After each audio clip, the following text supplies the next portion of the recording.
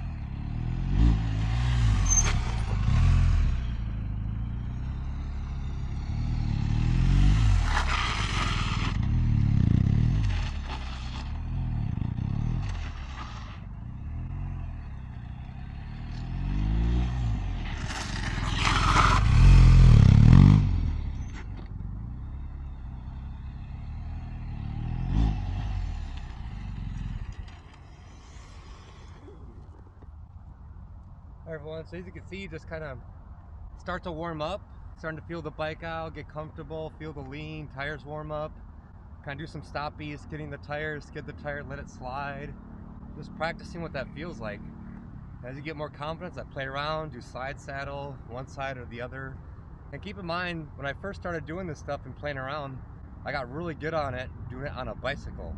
If I do stoppies, try to do some wheelies, slam on the rear brake, let the thing skid side to side, and just kind of play around and get that feeling.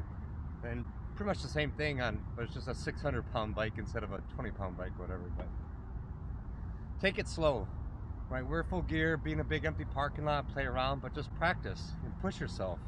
You can do a couple basic U-turns. There's a lot of YouTubers out there that make videos about U-turns and low-speed stuff.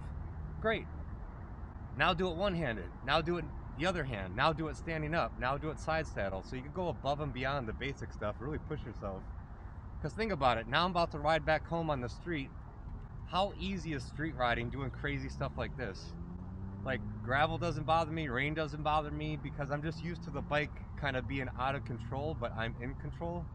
And knowing what that feels like, so not much on the street surprises me. There's gravel mid-turn, it starts to rain, there's mud. I'm used to the bike already slipping and sliding and playing around, that it's not that big of a deal. It's pretty calm on the street, but my adrenaline and heartbeat goes up really high doing this stuff, but on the street I'm just very chill, and that's the way it should be. You push yourself, big empty parking lots, courses, and track days, that's where you really push yourself hard so the street can be very easy. You see what I'm saying?